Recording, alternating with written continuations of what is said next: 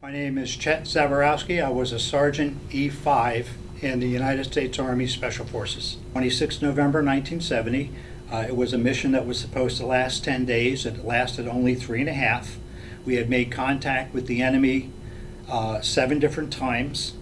Spent the last 17 hours out of ammunition, escaping and evading the enemy. And this was one of those missions that I called a defining moment in my life that I thought, well, Ski, you're not coming out of this one alive. You're going to die here in the jungles of Vietnam, or I'm sorry, in the jungles of Laos. So once you can accept that, you accept it. Okay, I'm going to die. Now get back to work. I have a job to do. Take care of the wounded, attack the enemy, fight the enemy. These are the things that we had to do. And it's silly to say I did worry about dying, but once you can accept the fact that, okay, you're dead, now get to work, things were a little bit easier. And that was one of those missions. I mean, when you run into odds of 18-1 against you in the enemy's backyard and you can't get extracted and you're out of ammunition, what's next? The worst you are definitely thinking. We lost 7 Montagnards that were KIA. We lost 1 American KIA. And I'm going to have to do the math. I believe there were approximately 27 Montagnards that were wounded, and all of the Americans were wounded and or killed in action. I was wounded once in the shoulder from shrapnel when I was treating my fellow comrade who had been wounded in the head. And we were engaged with the enemy. The enemy was trying to outflank us. We were actually pinned down by them. And he was hit in the head. When I came over, tried to patch him up as best as I could. The enemy is still trying to attack our flank. So you put away the medical supplies and, attack the enemy or shoot the enemy first, and then get back to treating Clyde Conkin. When I got wounded, the first thing that went through my mind was, damn, I'm not going to be able to do my job. And then I realized, okay, I'm bleeding, but it's not a serious wound. Clyde's wound is much worse. He's, shot through the head. And I'm thinking, I got to work on him. And this goes back to our training. Our training was very realistic and oriented to the point that you are there as a Special Forces medic, as a Green Beret medic, to save lives. And that was #1 priority. So, you fall back in your training. A lot of people, I've done this presentation now for many, many years, and a lot of people say, well, how do you survive being outnumbered 18-1? Well, you survive by going back through your training. If your training is good enough, it gives you a much better chance to survive when you actually come against those situations in combat.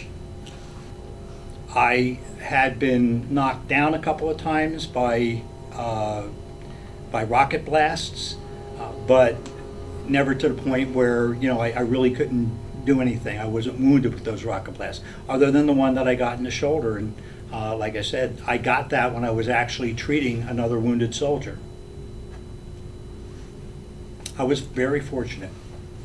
Well, I could go back to that one mission of November of 1970, where if it wasn't for air support, we're vastly outnumbered, 18-1. There's no way that we're going to be able to defeat this enemy force coming, trying to overrun us. They should have overrun us.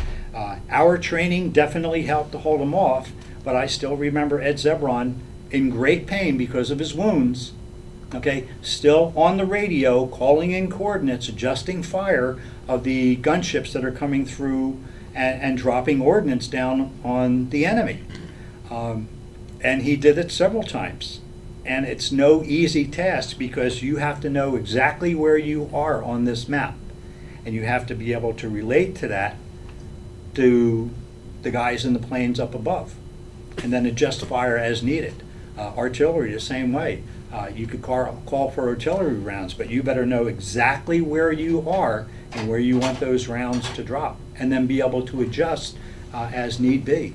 Air support is When it's happening and it's in your favor, it's awesome, because gunships will come in. You'll hear them on their strafing runs or on their bombing runs. They'll pulverize an entire area in front of you and then fly off, and then the next one will come in and do the same thing. Maybe drop a napalm canister and have that thing go off. I still remember napalm being dropped within maybe 150 yards of where I was. Napalm is burning jellied gasoline, and when it ignites, it'll burn everything in its path, and you can still smell the gasoline, and it's hot. I mean, from 150 meters away, it's hot. The thing that always strikes me the most is the camaraderie and the closeness that soldiers had amongst one another. I worked with a group of primitive mountains people called the Montagnards. That's Montagnards. They were hated by the North Vietnamese, they were hated by the South Vietnamese, but in the 1950s and 1960s, Green Berets befriended the Montagnards, went into the villages, took care of the families, and actually brought these people onto our compound, onto our A sites, and they became our fighting forces. They were so loyal and so faithful that they would give up their lives for you.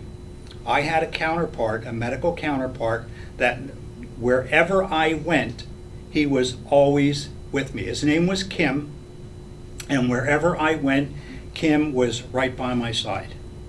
And he would give up his life to save mine. And there's that closeness, that band that people get when they're in combat, and you can only get it in combat. There's nothing closer. But you get that kind of camaraderie, and good things happen. And I always remember those people and the closeness that we had. And you will find that in the elite military groups. And just the regular Army groups, you may not find that, but those who are at the level that the Green Berets were at, and the missions that we would carry on, there were a lot of people that were getting wounded and a lot of people that were getting killed. There was this closeness. We trained together for weeks and months at a time to accomplish this mission, and there's this bond that forms, and unless you've been in the military, you'll never experience it. That's how close it is. I've never experienced anything that close since I've been out of the military.